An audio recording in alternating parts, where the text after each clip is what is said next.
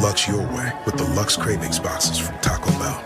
There's the classic $5 box, the indulgent $7 box, and a whole new obsession in the $9 box, the Flamin' Hot Grilled Cheese Burrito. Try the Lux Cravings boxes at Taco Bell today. How's your day going? Going good. Thank you again.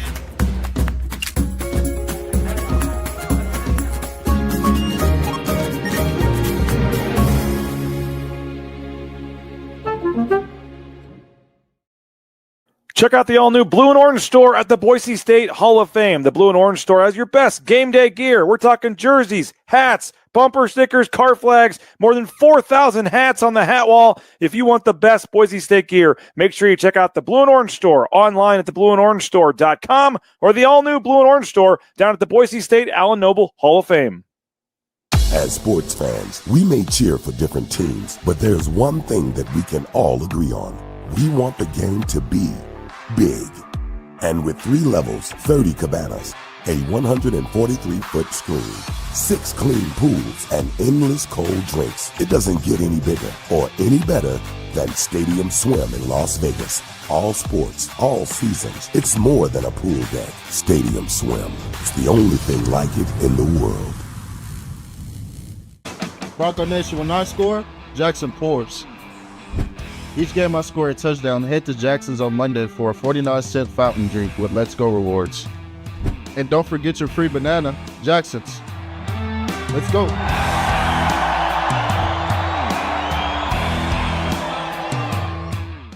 It's the all-wheel drive event at Lithia Ford of Boise. From hunting trips to ski trips to trips to Grandma's house.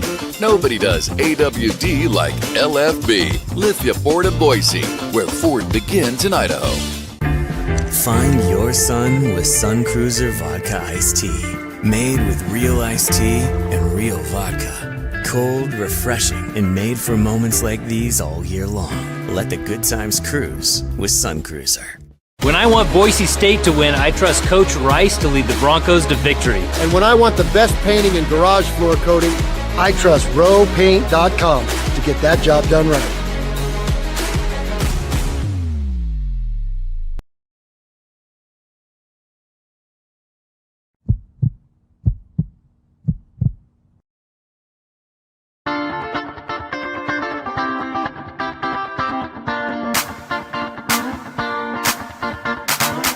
This is Bronco Nation News Live. The best interviews, the most informed opinions, the latest breaking news, all from the top Boise State insiders. Bronco Nation News Live is the only daily show that talks nothing but Boise State sports. And we do it with you. Give us your comments or questions in the ICCU YouTube chat.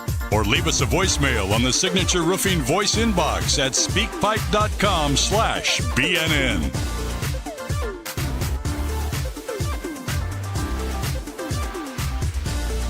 BNN broadcasts come from the Sun Cruiser Studios. Sunny days call for Sun Cruiser Vodka Iced Tea, made with real iced tea and real vodka. It's refreshingly smooth and easy to drink. Crack open a Sun Cruiser and let the good times cruise.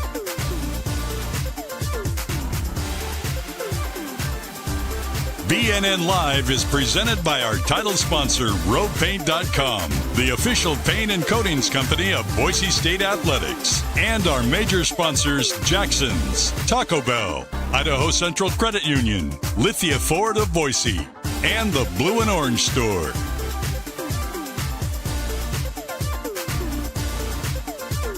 Broadcasting from the Sun Cruiser Studios, here's BJ Rains with another edition of Bronco Nation News Live.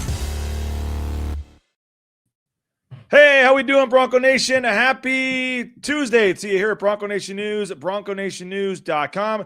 My name's BJ Rains. This is another edition of Bronco Nation News Live, and we're, as always, represented by rowpaint.com, roepaint.com. You can get those 20% off concrete coatings. And you can do all that great stuff there with rowpaint.com. Sorry, I forgot to send Jay Tust the link here. So Jay Tust is waiting to join us, and I just realized that I forgot to send him the link. So apologize for that. There we go. Jay has the link. He'll be joining us shortly. We are, again, rowpaint.com, our title sponsor. We appreciate them for their support of Bronco Nation News. We're in the Sun Cruiser Studios. Pick up a Sun Cruiser today. Take a picture of yourself on social media enjoying a Sun Cruiser. Send it to us and tag us, and we will make sure that we are able to put you in a drawing to win a prize pack from our friends at Sun Cruiser for the month of December. So appreciate all you guys for joining us, and we're going to have a fun show today. Jay Tust going to join us. We're going to talk about some areas of need for the roster moving forward here. Big basketball game tonight, by the way. Butler is playing UConn, so that'll be interesting to see how Butler can hang with UConn after Boise State was able to go to Butler and get a win. You want to continue to see those teams, find a way to keep winning and improve your metrics if you're Boise State. So I know it's only 2 days removed from the football game, but we're spending this week to kind of mourn, I guess, and put the kind of final touches and pieces on that game, on where they need to go from here, and then moving forward. And so a lot to discuss, and obviously we'll do that with our man Jay Tust at Bronco Studios. Jay, I appreciate you for joining us as always. Tough loss, in the game, and obviously 5 losses. Tough. I was looking at it, Jay. I think you had to go back to what, 1996, 7. What? I'm having fun with your little logo here. No? You trying to open it up? Oh. Oh, you're reaching down, right? Yeah. Sorry. Hey, never a bad time for Happy Tuesday, everybody. This discussion may need one. Who knows here? But a lot to discuss with this football team, and the 5 losses, which 3 of the last 5 years, I think they've had 5 losses. I think 4 losses in 4 of the last 5 years, and a lot of frustrated fans about the standard and getting back to that Boise State way and all that. I know you have a unique perspective, obviously being on the inside now, and knowing some of the inner workings of this and seeing, behind the scenes how hard, some of these coaches are working and players are working, and it just hasn't, didn't show up on the field. 5 losses, and I know, the quarterback injury certainly had something to do with that in the Fresno game. I'm pretty convinced they beat Fresno if Maddox Madsen doesn't get hurt there. Don't know about San Diego State, the weather, all that stuff. So maybe not a true 5-loss season, but 5 losses is 5 losses, not ideal. And now it's kind of like, okay, where do you go from here? And a lot of questions on roster and roster retention versus roster additions. But I guess big picture wise first, just 72 hours removed from the 38-10 loss to Washington. What are some of your lingering thoughts? I mean, I know all this stuff just sounds like excuses. I mean, I'll preface it all by saying, 5 losses doesn't cut it at Boise State. We get that. I think it also stings a little bit too, BJ, because you look at, the teams that made the college football playoff this year. And if Boise State just kind of does what you maybe expect them to do this year, which I think we all knew South Florida was going to be tough. I think we all knew that Notre Dame was going to be really tough. But if you take care of business in Mountain West Conference play, and at the end of the regular season, after winning a Mountain West Conference championship, you're sitting there at 11-2, then you're just as much as part of the CFP discussion as anybody, especially with 2 teams getting in this year, right? And so I think that it stings a little bit because it felt like, man, it could have been another year where they ran it back to the CFP if things had gone even a little bit differently. But I also think that, would you agree college football's changed a lot in the last decade? Would you agree with that? Yeah, no doubt, for sure. And more so than ever, NIL is a big time impact. I know there's a quest for collective bargaining or a demand or whatever. Who knows if or when it'll ever even happen. But back in the day, there was a little bit of a salary cap. Everybody got a certain amount of scholarships, and that's what you had to work with. And nowadays, that just teams can pour as much money into their roster as humanly possible. Man, I grew up in the Seattle area. My uncle wrestled for the University of Washington.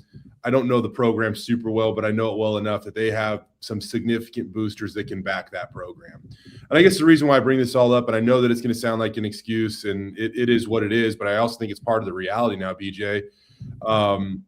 It's going to be more and more difficult to compete with Power 4 teams because they have Power 4 resources. and it sucks. Like I know that I know that Spencer still stands up there and says like we got to figure out a way, and they have to figure out a way. They do. I get it, but I think that like look at the divide. Like there's a financial gap here, right? And you have the P4 on this side, everybody else on this side. Boise State's on this side. I mean, it is what it is. They've won 3 straight conference titles, but they can't beat a P4 team. Like I mean, it says it all. Like they actually are pretty dominant amongst the teams that are in similar situations to that they're in, right? But the gap is just, it's hard, man. There's a competitive advantage that lays with the Power 4 teams. And I mean, I think like a dose of reality here too, BJ. Like the team that Boise State opened the season with against Seattle in 23, that was a better UW football team, no doubt, right? But this UW football team probably has more resources than that UW football team because NIL has only become more and more important since then. And on top of that, that was when UW was still old school Pac-12 money. Now they are in the Big Ten world where they're getting even more money to put into their program. So like the scoreboard is actually closer in LA than it was a couple years ago in Seattle. But I'm telling you, like the amount of money that's probably poured into that UW roster. I mean, hell, BJ, you're a 247 sports man. You probably know more than anybody when it comes to that stuff, or as much as anybody over here. But I just it is becoming a more of a daunting challenge. And is 5 losses acceptable? No, it's not. It's anybody will tell you that. Nobody's running from that either, I don't think. But no. Man, it's going to be more and more difficult to figure out that a Rubik's Cube right now and get all those colors to match up so that you can go contend with the Power 4 team. Well, you go back to the formula from the first Fiesta Bowl and kind of when they made their rise, it was finding the diamonds in the rough, finding the under-recruited guys, finding guys in Riggins, Idaho. Finding guys that nobody else knew about. Yep. And you saw something in them and you were able to kind of keep it quiet and get them and develop them and make them into a, all-American type player. And that certainly is part of it. It isn't the case anymore. Now, anytime Boise State offers a guy, the next day, all 5 other schools, Boise State likes him, and they must like him too. And I mean, you have social media. On top of it, BJ, we got this damn 247 Sports network too. That you know what I mean? Like everybody gets recruiting is now. Certainly covered way differently than it used to be, no doubt about it. Yeah. Social media wasn't even around, back, or it was just Twitter was just starting, I think, in like 08, 09, right after the first Fiesta Bowl. I mean, real quick, to your point here, like I might have this wrong, but I swear there was even something to the effect like, wasn't Leighton initially a walk-on? He was, yes. But the whole thing, like they would have offered him a scholarship, but the moment Boise State offers kids scholarships, then everybody else, like, who's this kid? What's that kid doing? So like I think the goal was to get him here as a walk-on so nobody knew about him when he got here. Yep. And just the times have changed. I mean, it was like I said, gone are the days where you just can find those guys, keep them, whatever. And other schools maybe had, more talent, but not.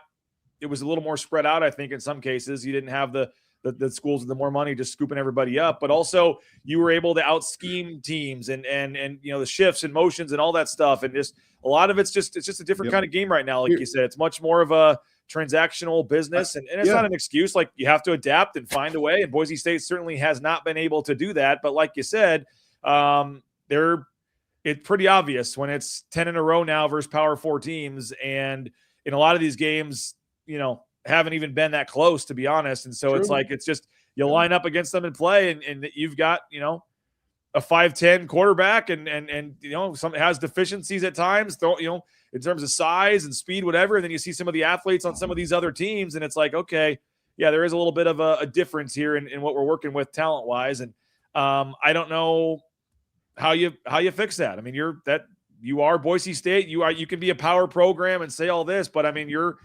budget's $4 to $5 million, and the team you're playing's budget is 25 million or whatever. Like there's no way around it. When you have 4 times as much money to offer players, like, and I was, and that's going to lead to a lot of questions, Jay. And again, some, we could say, can't say, don't know, whatever, but like, they're going to have to really examine, and it's a question for Spencer, like if we get him tomorrow or whenever, like how you go about building this roster. Like roster retention has been a really big deal for them, but like, and they have not historically in this new era here, and especially the last couple of years, gotten a ton of what I would call impact players out of the portal. You got Jaden Mickey, great player. You got, Malik Sherrod that helped you out, solid player, but it's a lot of, and, a Sterling Lane came up big in that game. I get it, but I mean, you're getting, rotational edge players. You're getting depth at a lot of positions. You're not getting bona fide starters to come in and compete for starting jobs because you're choosing, right or wrong, to spend a lot of your money on keeping the players you have. And you're going to have that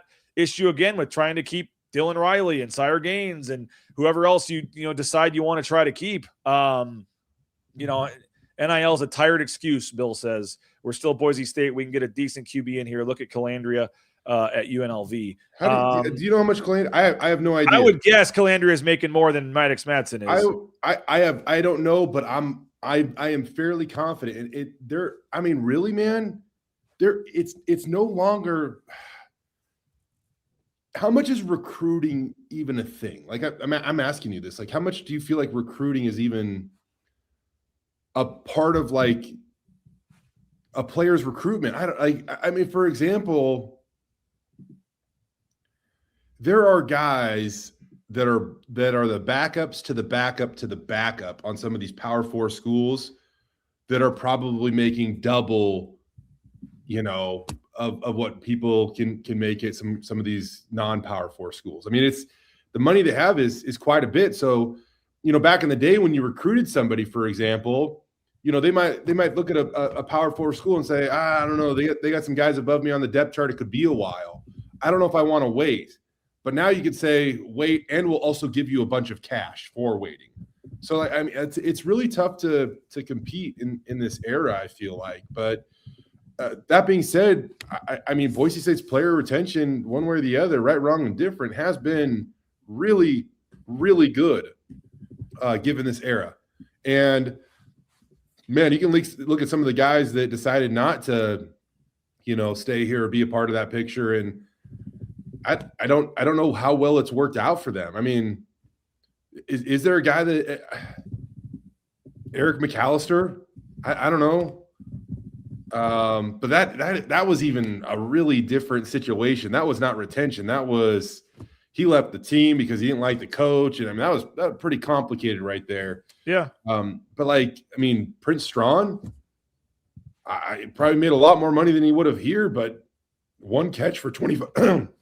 Excuse me, one catch for 25 yards at the end of the deal. I thought it was funny when it was tweeted out. It said that he has 603 career receiving yards. Yeah, 578 of them at the school he left and 25 at the school he went to. Yeah, and I think he did have an ankle injury or something that impacted some of it, but fair enough. You got $500,000 for every target, though. Nice job, Prince. That's what it was. Wow. That's what I heard. Shoot. But again, right there, that kind of proves the point. Like Prince, Boise State, if Boise State has just, I think Prater's reported whatever, close to $5 million just on average, whatever in the budget. Like, are you giving 1/10 of it to Prince Strawn coming back to this season when you have 100 guys on the roster? I don't know. That's what it is. No, I don't know if anybody on Boise State's roster made that much this past season. I can't wait till one. I mean, you probably got the list over there with the books and stuff. Come on, go. I absolutely don't. The old cap I wore, I don't know. It's still I still say the same even over here. I can't wait until it all becomes transparent one day. And, it was actually funny. Somebody suggested this to me. You know how in the NFL, the starting lineups, they have the little PFF grade and stuff like that on them on Monday Night Football or whatever. Yeah. You know what I'm talking about? Yep. Like you technically could do that in the NFL with salary. You could look at, you could almost put up numbers for salary. Well, you saw USC yesterday announced they re-signed 3 players or contract extensions. I think it was. It was just crazy wording. I can't wait for the day that we do that in college sports because I think it's going to offer a lot of perspective and people are going to go, oh. Or it's also going to make you sympathize with certain players that could have gone and probably gotten a lot more money, but they did believe in the culture and the people and the place they were at, and knew they could get the best out of it. And I'm talking about the Ashton Genties of the world, the Cage Caseys of the world, those guys. They saw the bigger picture, and now look at them. Both of those guys, eligibility left on the table, and they've worked themselves into a position to go be, day 1, day 2 draft picks or whatever. Well, I will say this, and a lot of people in the chat are saying that we're overlooking poor coaching and it's NIL is a lazy excuse and all this stuff at this point. Like right now, I'm just going to go out. Like Boise State needs to go find at least one starting offensive lineman in the transfer portal. They need to find a quality offensive lineman in the transfer portal, and they're going to be competing with other schools trying to find quality offensive linemen in the transfer portal that are able to offer 6 figures worth of NIL money to get said player. And I know Spencer, and I know these guys are about the guys that want to be here and not about the money and OKGs and all this, but like over time, and as you do it, the more teams that have the more players that are better players and worth the money are going to prove to be better than the players that aren't. It's not an excuse. It's not whatever. It's just a fact that if you look at the LA Dodgers record, the LA Dodgers winning back-to-back World Series with a payroll of $300 million, they can go over and get whoever they want. They're better than the Pittsburgh Pirates, who spend 1/10 of what they spend. And so it's not an excuse. We're not covering for poor coaching, whatever. Certainly special teams haven't been great. Wide receivers, a lot of drops. Like there's certainly other issues involved, but when you do want to get down to like, how did it get to this point? Let's look, Jay, when did NIL start?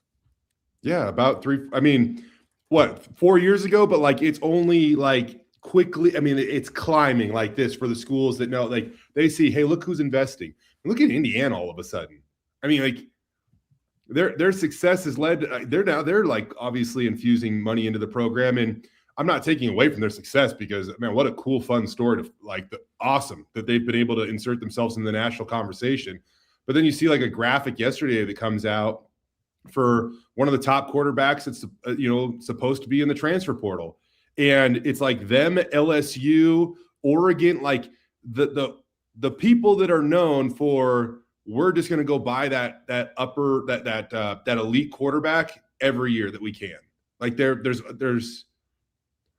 and I don't think that people understand too. There's probably 10 schools in America that can probably like really truly operate that way. Like we need a quarterback.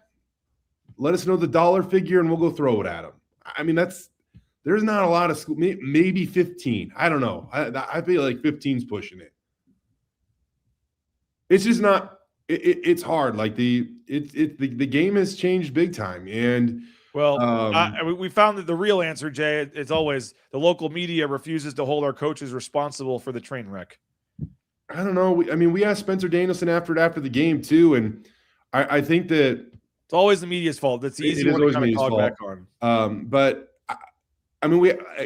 honestly, buddy, you asked Spencer some pretty hard questions after the game. Like I don't know what more could be asked. I mean, even asking him about like that financial gap and stuff like that. And Spencer's response after the game, like, yeah, it's there, but like the reason why we didn't get it done tonight is we need to execute better. Like, I'm just saying, like, he said it. I don't know. NIL's been around 4 or 5 years, and I don't think it like the last 4 or 5 years. Boise State's had 4 seasons with at least 4 losses. Like that's not all coaching. They've had multiple different coaching staffs. They've had multiple people in here. Like.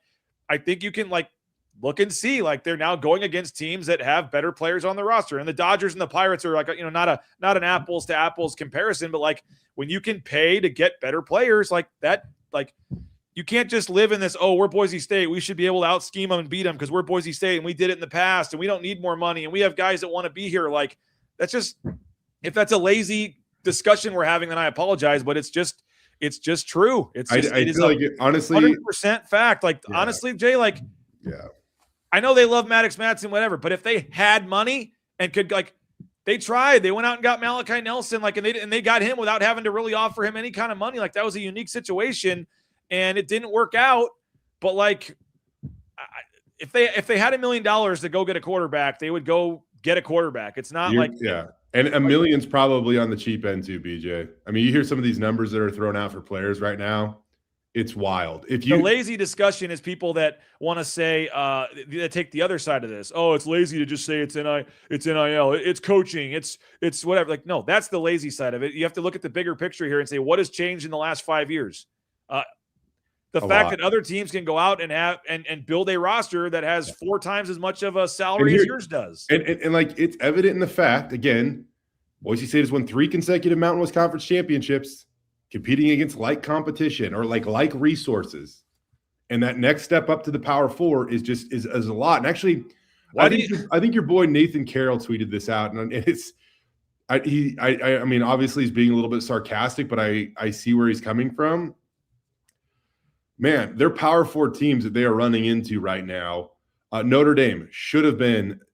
I mean, if that's really the case, holy cow! That would be wild. But if that's, I mean, I don't know. Maybe that's the case on that message right there. I don't know.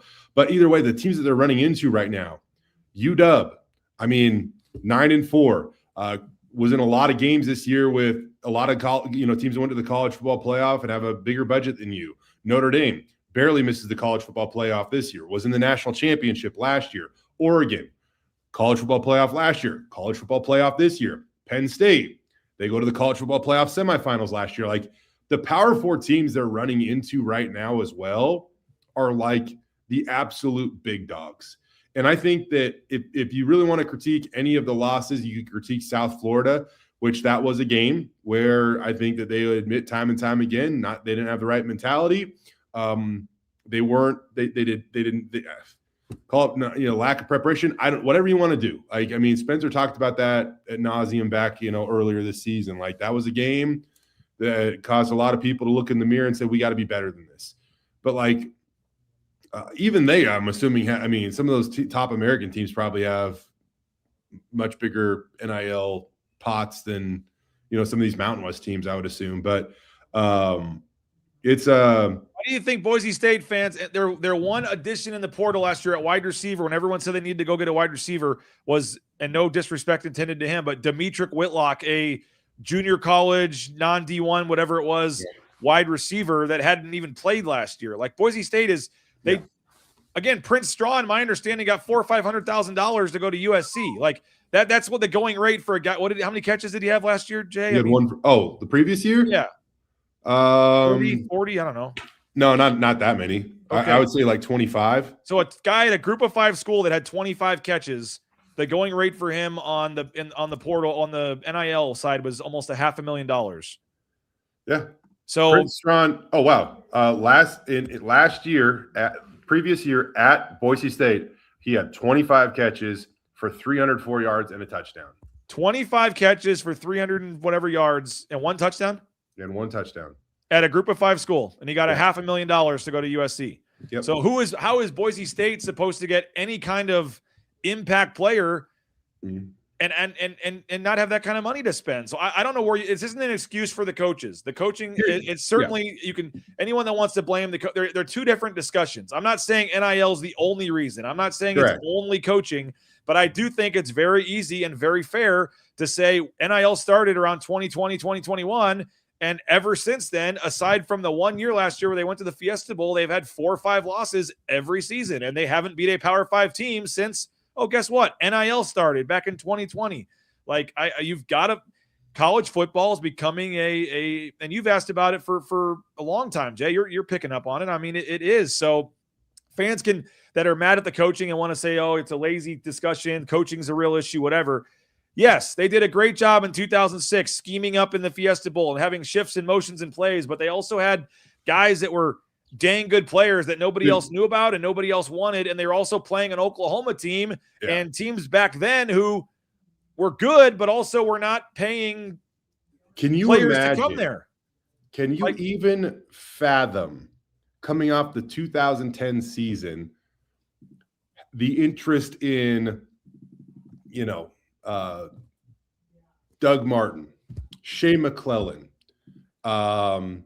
any of those guys on the back end of that secondary that were elite, Kellen Moore.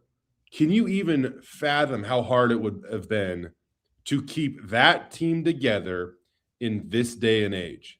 I mean, it's just, and the reason why I bring that up is just like, that's just the reality of it, man. Like, it would have been, I mean, do you know how much money Austin, and I'm bringing up names and maybe these guys won it up. So it's probably, maybe it's unfair, but like, do you know how much money teams would have thrown at Austin Pettis or Titus Young back in the day?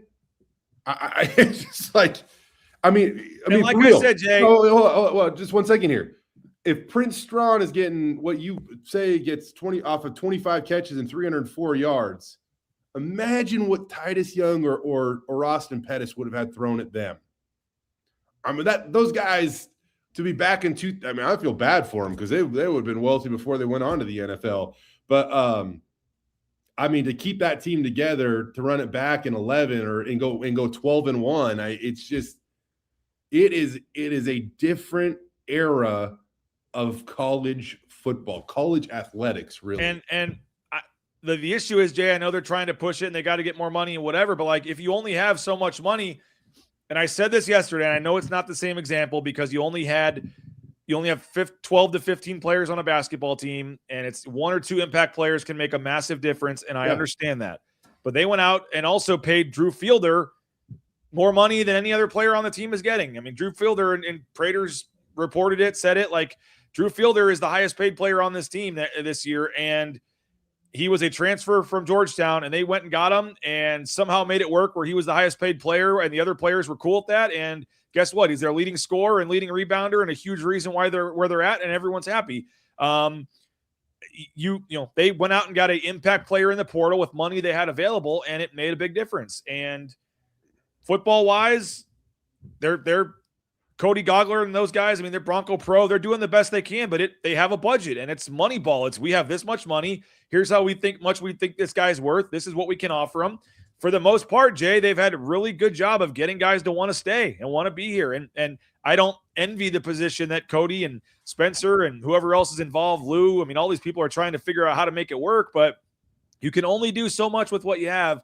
And also, Jay, there's only so many Cage Caseys and Ashton Genties of the world where they are okay taking 1/3 of what they could get elsewhere. And so those guys, you mentioned earlier, they deserve a lot of credit, but there's just this stigma amongst fans whenever it's like, oh, we're Boise State. People will take less because they love it here and they'll never leave. And we're gonna beat you with less and all this. And it's like, it's great to say, and maybe 15 years ago that worked, but right now it's just a different game, and I don't know what they do. I'm not making an excuse for them. They've got to figure out a way to change it. You either have to get more money or be fine with this continuing to happen, because if you want to talk about the coaching, the wide receivers had too many drops this year. It wasn't great. Like I said, special teams, we got all offseason to get into some of these major issues. There were a lot of issues. I'm not saying the coaching staff by any means deserves an A.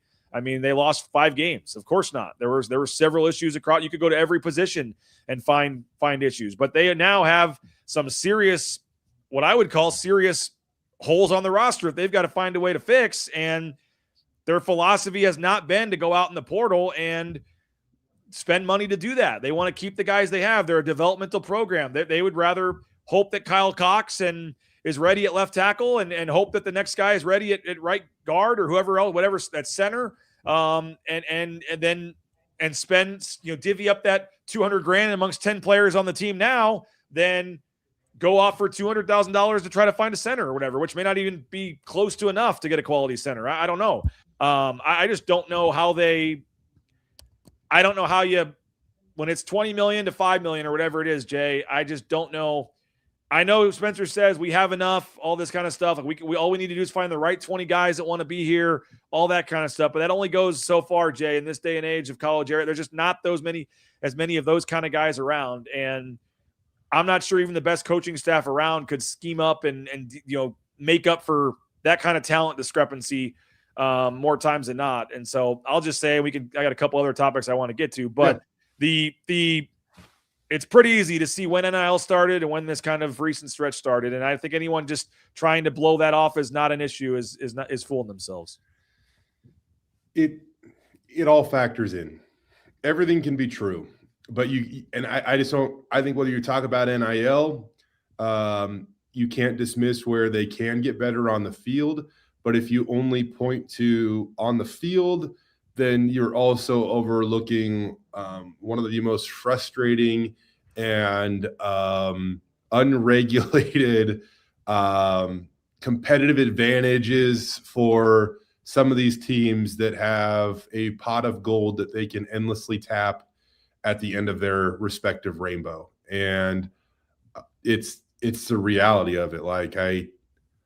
It just is. And it's just once upon a time, if you wanted to upgrade a position, you could go out and you could recruit and you could sell the program and what you could offer to somebody. But today, when you do that, you also need to bring a wallet packed with cash with you, figuratively, right? Otherwise, it's just not going to happen. And that's why when guys, I love the passion from the fans, whether you hate the team, love the team, whatever. I not really hate the team. I guess whether you can be negative about the team at times, like that's fine. It means that you care. Like it is what it is. But to say like this guy's not good enough, just go get someone better. It is no longer that simple when it comes to potentially doing that anymore. It's just not.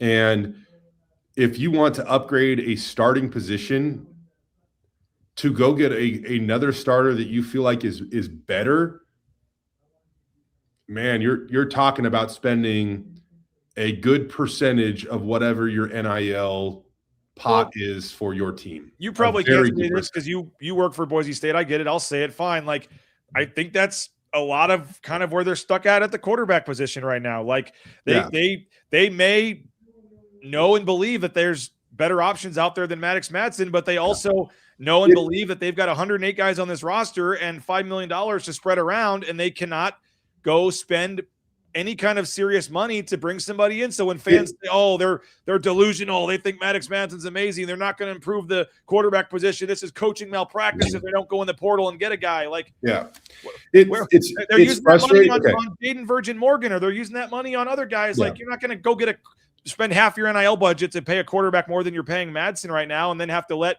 oh, okay, Ty Benefield, I know you wanted to come back, but you know what? Actually, we're going to let you go to Auburn because we can't pay you. We just brought in a random portal quarterback that we hope works out for us. Yeah. They're stuck. They're really stuck right now. And when you do something like that and your whole message is loyalty and culture, then all of a sudden you start to chip away at that. It sucks because a lot of anything we throw out there right now is an accusation because none of this is actual fact. I mean, even the websites that do report some of this stuff, they might be talking with agents that give them a number, but none of it is actual fact. And heck, even some of these numbers that are thrown out there, we don't know if they're real. Like, we don't know what is actually written into the contract. But like, just an example that I think is somewhat relatable. Last year, it appears that like an Oregon State went out and paid a very good dollar to get Duke's quarterback to fly across the country and commit to Oregon State. How'd that work out? What happened to the Beavers this year?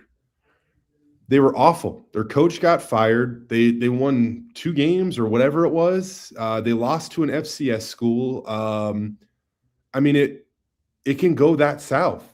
If you want to spend that, and if you miss, you think it's bad going 9-5 around here, flip that number and see what happens.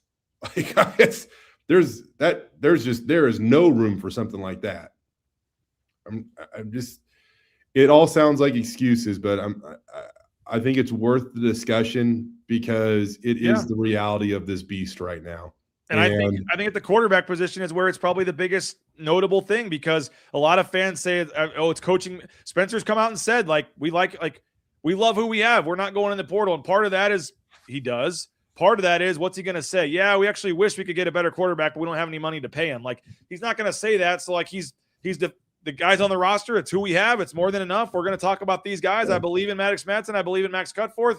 Oh, but by the way, what I'm not saying is to get somebody better than him, it would be $500,000, and we don't have that kind of money and can't pay anybody. So instead, more than that, way more than that, to get somebody better that you feel like confidently better. I mean, we can all get on Twitter and see what some of these guys are making right now. I think to feel confident about that, you're probably upwards of a $1 million, $1.5 million. It's and honestly, maybe even more. Like, and now you are really rolling the dice. You are really rolling the dice at that point in time. And I would bet you Maddox Madsen, if he wanted to transfer, I don't know if anybody would kind of guarantee him a starting spot, but with some of these NIL budgets that schools have, even to just go compete or be a backup, I bet you he'd get $500,000 plus. Yeah, I hate speculating about it because I don't know the number. Whatever. You feel confident about it. Again, we go back. What did a wide receiver with 25 catches for 304 yards get? I heard it was $500,000. Okay, well, okay. Just saying, like, what do you think a quarterback that has 50 career touchdown passes would get just to go somewhere and be on a roster? And that's what I'm saying. Like, they're paying true freshmen more than that to just go be a backup. If you're wanting to upgrade from Maddox Madsen, you have to first see what Maddox Madsen is worth, and then upgrade that. And I think he's worth. People will laugh at that, but I think he's worth certainly mid to high six figures. And if that's the case, then you have to go above that to get someone that you think is better. That just they don't have the money, man. Like, I don't know. Like, again, it's not an excuse. It's just facts. They don't have the money to go out and do this. And that's why I really wonder at wide receiver. Okay, we just talked about it. I think they need to. What me and Johnny would do, which ain't happening, is you somehow convince Latrell Caples to change his mind. He didn't have a great year. Latrell Caples has another year left. He said it on this show. He said it on Riley and Red that he does have another year left, but he's not using it. He said he's just not coming back, but he could. I don't know how it messes out, but Latrell Caples theoretically has another year. He just made up his mind. I'm not coming back. He didn't have the greatest year, didn't go out the greatest. I don't know what his. I mean, he technically would have touched COVID. He's been here that long, so it must maybe be that's what it is. I don't know. He said on Riley and Red he does have another year, but he has said, "Sorry, Bronco Nation, I'm done. I need to move on with my life." It would be his 7th year. I mean, that would be. But if you're not going to play pro ball anyway, or you don't know what your chances are, like he didn't have the best year this year. He didn't have a great year. We saw him frustrated at times on the sidelines. Like, why not come back and find a way to get him to come back? But that I don't think and expect to happen. But my point is, like, I think they need to go find a receiver. And we're now saying a Prince Strawn 25 catches at a group of 5 schools worth $500,000. What receiver are you going to find for $50,000 that's anywhere close to that can come in and be an impact player? Offensive line. You got to find out. I think at least one starter is Roger Carry. I mean, Roger Carrion is eligible to come back, correct? Yeah. He's a redshirt junior. Yep. But is Zach Holmes gone? There are some guys that still have some tricky eligibility things. I can't figure it out because I know Mason Randolph's gone. Yeah. Obviously, Cage is now gone. Hall Schmidt transferred. Elon McCoyer is injured, but he's eligible to come back. All I'll say, though, is that, like, a lot of these guys are out of eligibility, but there are some seniors a la a Chase Penry. He was injured earlier in his career. I don't know if, like, guaranteed eligibility is sitting there waiting for him on the table. But, like, if you want to pursue medical red shirts and things like that, I do think there are some members of the class that could probably do that. It was such a big reason why last year Mason Randolph said, no, I'm getting back to be a part of the playoff run.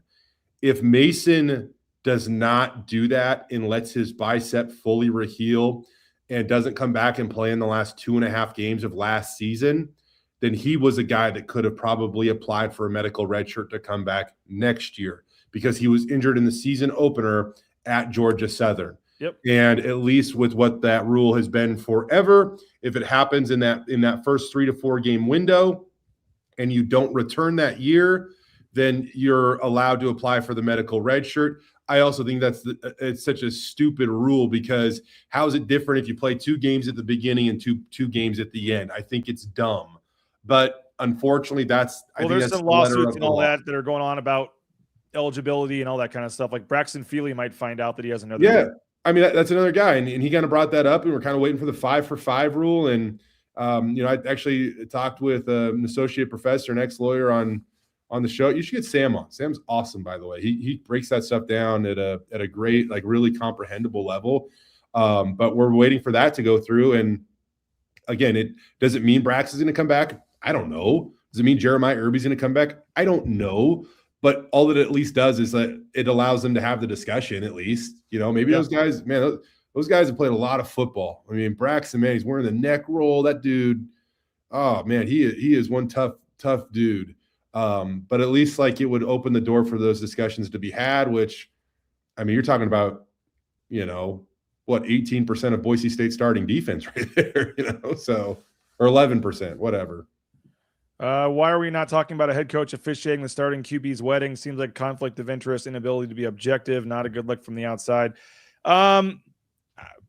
I don't know. And maybe we'll tackle this more on a different day when, no disrespect, Jay, we have someone that's not a paid employee by the university on here to talk about that. I just don't know what that has to do with it. But I mean, is he required to start him because he's officiating his wedding? I'm not sure. I highly doubt it. I mean, if Maddox Madsen starts next year, it's not because he officiated his wedding. The Spence is baptized in the river that have transferred because of lack of playing time. So I don't know. Was that Breezy Dubar or who? Yeah, I don't even want to bring up names necessarily or anything. I'm just saying, like, I think I think he has the ability to separate the two. And again, at the end of the day, the ultimate question to that question is, what's the better option and how much does it cost? And I mean, other than that, we're just shouting at the wall. Sorry. Yeah, it is. Okay, so if it's a fourth string quarterback, you're cool with it, or a guy you know is not going to play. But if it's a starter, I'm sorry, I would do your wedding, but you're starting. I can't do it. Like, yeah, I don't think that. I mean, is it a different path that we haven't really walked a ton around here? Like I said, the coach officiating weddings and baptizing guys in the river. Like, yeah, that's a new era as well, just with Spencer's religious beliefs, whatever. And I mean, I said this. We heard after the championship game when they were on the field, the first thing Spencer did was praise Jesus, and I was standing amongst all those players, and there was the loudest cheer of the whole post game was the players saying, for that. I mean, just it's different. That's a whole nother thing where people are navigating and what's weird, what's okay in this society. Like, he's certainly going further than previous coaches around here have been willing to terms in terms of, but he doesn't seem to care, and that's who he is, and that's fine. But I don't know. I hate throwing out accusations, but I mean, there was another, I believe he officiated another wedding and he was a very key piece to Boise State's defense, and he ended up, being pretty remorseful and understanding that he wanted to be here because of the people. Like, this is a two-way street, guys. Like, so that may have helped him keep a player. Just saying, and a very good starter that could have warranted significant offers elsewhere. All right, Jay. So with putting all this together, they don't have a ton of money. As I said, maybe I'm wrong, and you can help me remember some guys, but for the most part, I feel like they've been using the portal for, and this is no disrespect to these guys, but just rotational guys, depth guys they hope can come in and compete, but they're not just throwing bags at sure starters and making massive upgrades in the portal at a lot of spots. Mickey worked out. I know that Irby, it became a starter, and that worked out. Dude, you can't tell me. Irby was phenomenal. Like that was a big-time hit.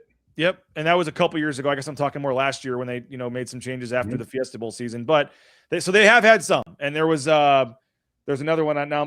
Sherrod came in, but again, when he came and was a productive player, did some things, but came in as a third or fourth string running back. I mean, it wasn't like they were bringing him in to be the starter. With all we've just said, I mean, how do they have to change the philosophy? Do they have to say, okay, if we lose a couple guys, that's okay. We have to have a left tackle. We have to go spend some money. Or do they push forward with this same plan? I mean, I don't think they're going to be able to just double the NIL budget from one year to the next. So how do they do this? And I guess if they did somehow have a magical pot of gold here, Jay, if I can give you three guys where you can't go get the most expensive guy, but I'm giving you a little money to go find three guys, what three positions are you trying to see where you could get the most bang for your buck and upgrade this roster? Yeah. I think that, the obvious one's that left tackle position, but I'm just saying that could come with a very hefty price tag. I mean, your three positions might go right there. If you want especially if you want a guy that could even come close to what Cage Casey did for that at that spot, it's not going to be cheap. You got to hit on those guys like Cade Beresford. Sorry, it's off topic. They probably didn't have to throw a lot of money at Cade Beresford because he was not riding the bench, but hadn't played a ton, started a little bit, but wasn't like a full-time starter at Wazoo. And they were able to have some connections and identify it. And obviously his dad connection playing here was a big part of it. And so that was like a unique situation where they found a guy that maybe was deserving of playing more, he ended up being a great 2-year starter. And those are the kind of guys that are going to have to find these diamond in the rough still that is a backup, but somehow they project that they're good enough to play and start and get lucky and have ties to the family or whatever. I mean, it's going to have to be more of those kind of guys than just going out and saying, okay, I got this bag of cash. How much of it do you need? How much of it do you need to come here? Yeah, I will say too, like I already love the fact that there's only one portal window and they don't have to worry about this at the end of the year, at the end of spring ball. If that was the case, that a guy like Andrew Simpson probably would have been on the team this year because he left after that first portal window closed, right? So that I do think that will help, Boise State with player retention and things like that, ultimately. But I mean, honestly, BJ, you listed them, man. Like, got to look at a tackle probably. I would assume they're. I mean, I almost look at it like the running back room last year. Like they like some of their young guys, but they need to bring in an older guy to complement them. So I feel like the same conversation could be had even at linebacker. I was going to say linebacker. I think they like some of those young guys, but I think if you could go get and I know he lives in Southern California, whatever, but I found it a little ironic, whatever, that there's Andrew Simpson in the front row watching the game, watching the LA Bowl, wearing Where's a that at? Huh? I didn't see that. I got the video here. I'll show you. Post game, Andrew Simpson was right there in the front row wearing a Boise State sweatshirt, dapping up his guys and stuff. Heck yeah. Yeah. It was good to see. Good for him. That was great. But I mean, that was another guy that mid-April, spring ball, just decides I can go get a bag somewhere else and heads out. And Boise State, there's nothing they can do about it. And they can't go pay the same amount to replace him with an equal caliber of player. And at times this year, the linebacker position struggled a little bit. Yeah. I mean, another example of what you're kind of dealing with. Yeah. I think oh man, outside of that, you might be looking at a wide receiver. I think you also have to wait to see how things maybe play out in your secondary, because you're going to get pretty young in a hurry there, because, Zion Washington, Ty Benefield, Amarion McCoy, Jeremiah Irby, those guys played a lot of snaps over these last few years. And Ty's got eligibility left. What's that? Mickey is back. Mickey, yeah, he has got eligibility. Yeah. Yeah. So you have him, but I mean, you get pretty young in a hurry at that position. Obviously, Sherrod Smith played great down the stretch, so that certainly is something you can build around and have some confidence in. But I think that last one you kind of would have to kind of weigh whether you want to address offense or defense. But those would be some of the positions that I just think you look at the roster and that's what you think. What position didn't we name? Yeah. You know what I mean? Yeah. Just saying. Yeah. I was trying to get this to show you real quick because I don't know why it hasn't shown up here yet. I don't want to throw you off your game. You're okay. No, man. I know we're almost out of time here, but I guess just wrapping this all up, man, it's going to be an interesting offseason. The portal is early January. I know this week is finals week, correct? Yep. So they're probably meeting with all the players and finding out decisions. It's funny because they are, the portal, quote unquote, doesn't open till January 2nd, Jay, but guys are still making those kind of decisions for the most part now. I one more thing about the portal I want to throw out there, because there are some guys that have entered the portal or plan to enter the portal, and you already hear about their landing spot and the portal hasn't opened yet. How are those situations not investigated? You know what I mean? Yeah. I don't understand how those situations are not. Well, that's why the whole portal opens January 2nd thing is funny, because it's actually open now. I mean, it is. Yeah, the closing part is one thing. When it closes, when it's over, January 14th or 15th or whatever day it is, 16th. Like if you can hang on to your guys till then, you're fine. Yep. But right now, there's still coaches reaching out, talking to guys. Like it's not. I mean, we don't have to worry about it. Told me yesterday in our interview. It's now. Yeah, he told us down in LA. He told me yesterday in the interview. He's told us a number of times that, other schools are contacting his players or representatives of other schools as they, the other schools would try to argue or whatever it is, There he is, right there. Oh man, I would have said what's up to him. Dang. Hey, love the hoodie there, Andrew Simpson. His mom's there too. That's awesome. That's pretty cool. Lives in the area, correct? I believe. Yeah, probably, yeah. Andrew's a great player, man. But that kind of is what we're talking about. Yeah. Yep. Man. Yeah. I guess it's really funny, BJ, because when we are, our elaborate pre-show meetings, hey, let's talk about this for a little bit. And we're running on 50 some odd minutes of talking about it. And all I'm saying is this is not a simple conversation, which means the answers that everybody demands, certainly not simple, unless the gentleman that's running Texas Tech now wants to you're on mute. Unless the gentleman at Texas Tech decides, hey, man, that blue and orange sure looks good together. Blue field, all right, yeah, let's just go buy the roster we need. I mean, $7 million for their defensive line alone. That's unreal.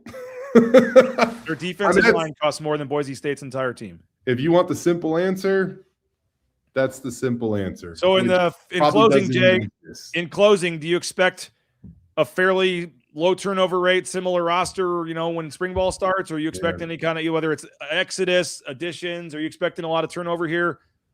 I'm the best predictor of the future is the past, right? Hopefully, in this case, I think they'll do a good job. I do. I think that a lot of players like being here, but only time will tell.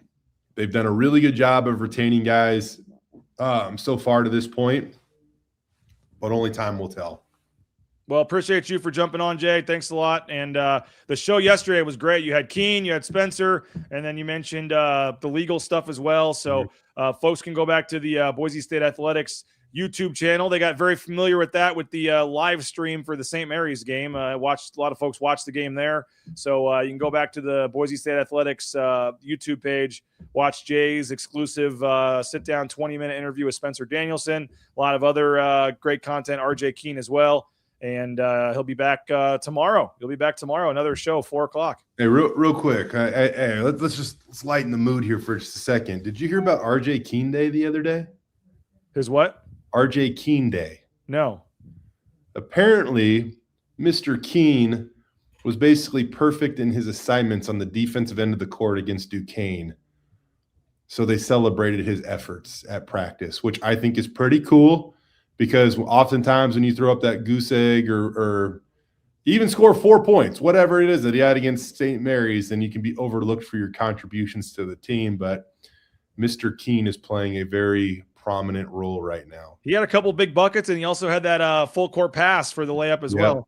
Yeah, which apparently he's 2 for 2 on those in his career. Yeah, the New Mexico game last year. I got so excited about teasing Mr. Keane's involvement in the show yesterday that I actually forgot to mention the stat that he leads the country in.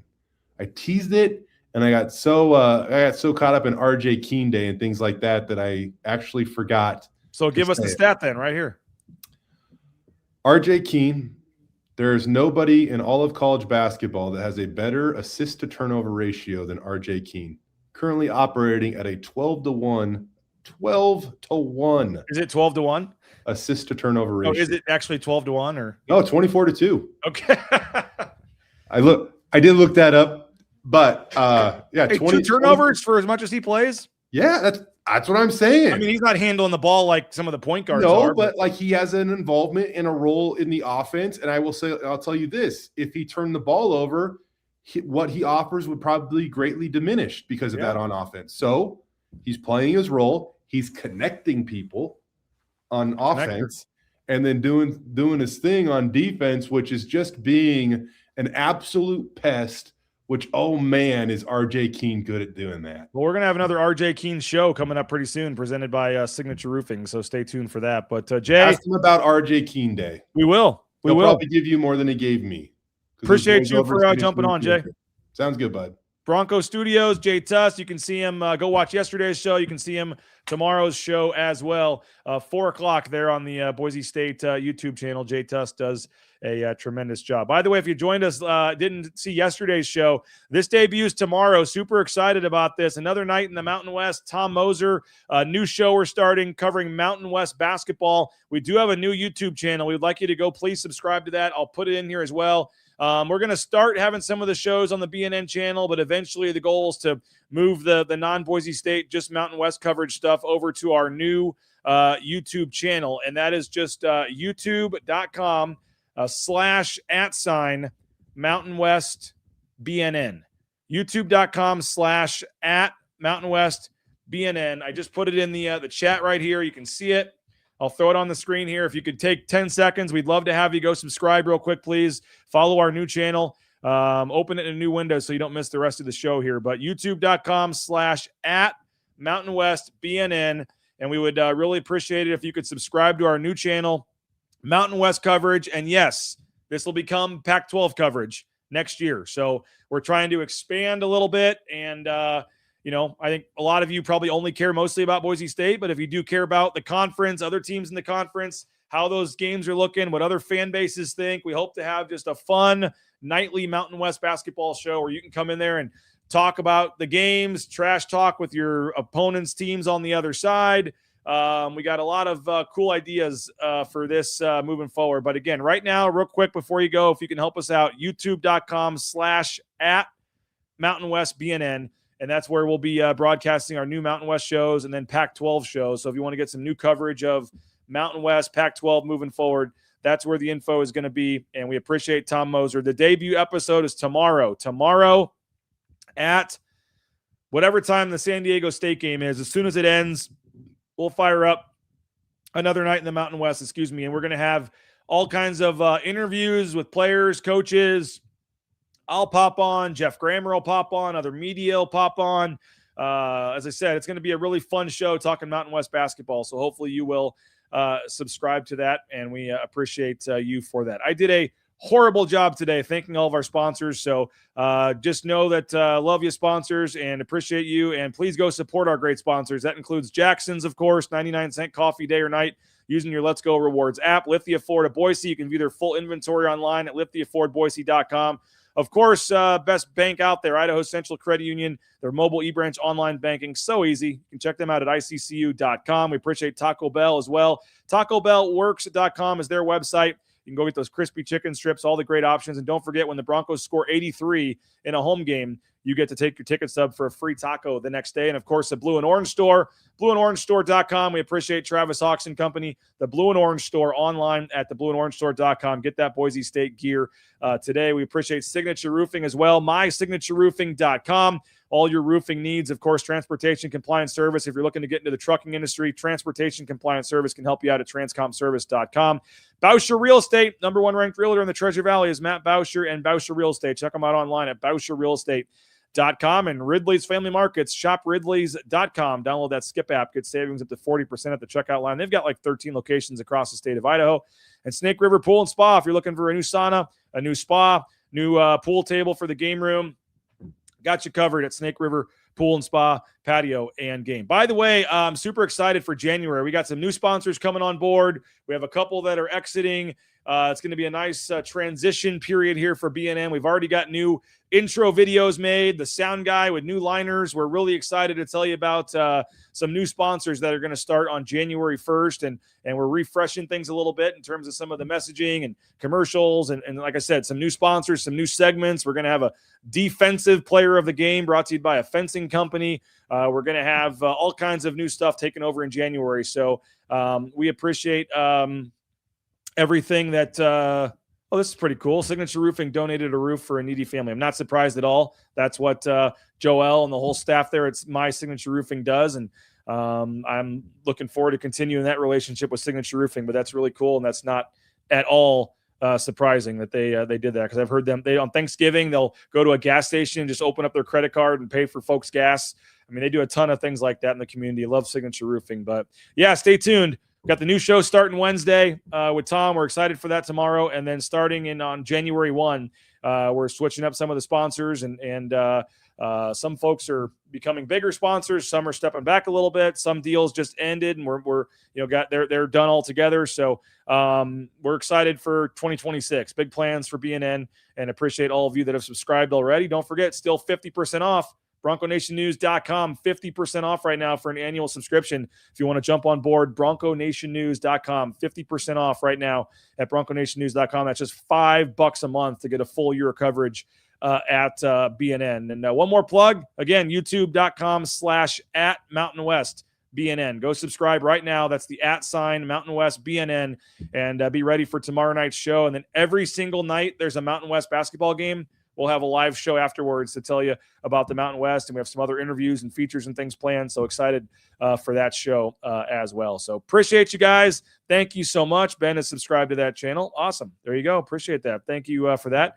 But appreciate you guys. Hope you have a great day. Go subscribe. Go check out BNN and Nathan Carroll's new article on what went wrong in 2025 and how the Broncos fix it. Nathan Carroll dives into some of the numbers and the biggest issues on the team this year and what can be fixed going in next year. That's online at BroncoNationNews.com. So we got another Riley and Ridge show to wrap up the season tomorrow. I believe we have a final ball talk tomorrow as well. We're getting all kind of the season wrap-up stuff done this week. As I said, no shows next week. Next week, BNN is taking a complete break to get through Christmas, and then we'll be back on the 29th, Monday the 29th. So we'll get you through this week, and then BNN is taking a week off to give everybody a little bit of a break from the season and from the holidays, and then we'll be back fired up, ready to go on December 29th, that Monday, to get you set for the New Mexico home game and then the San Diego State road game. Big week coming up that week. So appreciate you guys. Winston Venable will be back tomorrow, 9 a.m. We'll get Winston's takes, and love Jay Tust. Appreciate him, but as you guys know, he's now on the payroll there at Boise State, so there's just certain things he can't say, and he can't dive into stuff, and I get it. I understand it, but he still brings a ton of stats and a ton of value, and we want to keep having him on BNN, but it's just he's in a different spot than maybe he was at KTVB, and I understand that, and so that's why we have Prater and Johnny and Winston and some of these guys come on that can say a little more than him at times. So appreciate Jay for coming on, but I think, when Winston comes on tomorrow, we can dive into some of these topics with Cage Casey and the quarterback situation and all that a little bit more. By the way, on Cage Casey, I do want to mention this because Spencer went on Jay's show and said that it was Spencer's decision not to let him come. I explained it on the message boards. You can go read about it there, but I was not wrong in what I reported. After we found out on Friday that at the press conference that Cage Casey was not playing in the game, I reached out to a team spokesman, a team official on the record, said, "Hey, is Cage Casey in LA?" The response was no. I said, "Was it a team decision or was it his decision?" The response was mutual. So I said, "Thanks." And I reported that it was a mutual decision because a team spokesman, team official, their official stance was that it was a mutual decision. That's what was reported. At the game on Saturday, you all heard the comments from Matt Lauder. He was frustrated. He did not, and then he said, "I'm not answering the question." When asked about Cage Casey not being there, sitting right next to him was Spencer Danielson, who heard that and saw that. I then followed up asking Spencer, did it hurt the morale that the captain wasn't here at the game? Anything you can say about that? He had a perfect chance to say, "Well, it was my decision, blah, blah, blah." And he never said that. He said, "I respect the question. We're focused on the guys that are here, and that's all I'm going to say about it." So he did not say anything about it being his decision, whatever. So then yesterday he went on with Jay and said it was his decision to not have him come, which frankly makes sense, right? Cage didn't want to play. Is Cage, you really think Cage is going to say, not only am I not playing, screw you guys, I'm out of here? No, I think everybody believed it probably was Spencer's decision, or that would have been the one that made more sense. I'm not sure why Spencer just didn't come out and say that. We appreciate him, but if he didn't want to play, we didn't want him to be a distraction. I talked to him about it, told him I didn't want him to come. He agreed, whatever. I'm not sure why they never said that. Then yesterday, as I said, he does say that to Jay, and I'm getting, people on the message boards or Twitter or whatever saying, "Oh, you were wrong. You reported fake news, inaccurate information, whatever." Like, no, I didn't. I was told, I reported exactly what I was told by a Boise State official team spokesman, that it was, quote, mutual. So some point, either that person, and I'm not going to out them or name them or whatever. I'm not trying to get anybody in trouble or blame anybody or whatever. I'm just saying, like, I reported what I was told, and it was a, quote, mutual is what the word was. So that's why I put mutual. either that person was ill-informed or Spencer wanted that to be said and then changed his mind, or I don't know where the disconnect came, and I don't know what changed. But when Spencer meets with the media again tomorrow, I believe it is, that is probably going to come up again, that it was his decision to send Cage Casey back, and that makes sense, and it probably was his decision. But why he didn't say that on Saturday, I have no idea. And if you're wanting to know why I originally said it was mutual, that's why, because I was told that it was mutual by an official on-the-record team spokesman, and that's what I reported. So something changed. I don't know on which end, but it wasn't fake news. I didn't report false information, all the other stuff going around there. I reported what I was told, and that messaging has changed, or they're wanting to change it. So that's why, if you're wondering, about all that, that's all I'll say about that. And that's what happened. So I think we're supposed to hopefully get Spencer tomorrow. We'll find out more information on that and what his season wrap-up press conference is like. I'm leaving Thursday actually to go to my brother-in-law's wedding, so I'm hoping it's tomorrow, or may not be able to be there for it. But we'll see what happens. But again, appreciate you guys. Go subscribe to our new channel, youtube.com/@MountainWestBNN. Go subscribe to our website, 50% off at BroncoNationNews.com, and make plans to watch our new show tomorrow night after the San Diego State Air Force game ends. And again, it'll be a little bit on that game, but also just Mountain West preview, Mountain West in general, first show, just a lot of Mountain West general talk. And we can get Tom's thoughts on Boise State and a lot of stuff. So I'll be on tomorrow night's show to kind of help Tom with his first show. And then he's going to kind of take it over and be the main host moving forward, starting on Saturday. 5 Mountain West games on Saturday. That he's going to have a big show on Saturday night to wrap that all up. So appreciate you guys. Thanks for coming on. Again, we'll have Winston Venable at 9 a.m. tomorrow. Winston Venable, 9 a.m. tomorrow. Johnny on Thursday. Prater on Friday. And we'll continue to kind of dissect this football program, where they go from here. And exciting times for basketball as well. They don't play till Saturday, but they're in Reno to start conference play. Big pre-Christmas game for them to get off on the right foot on conference play, and we'll have you covered as well. So have a great day. We'll talk to you later. Go subscribe. Check out BroncoNationNews.com, and we'll talk to you guys real soon. Take care.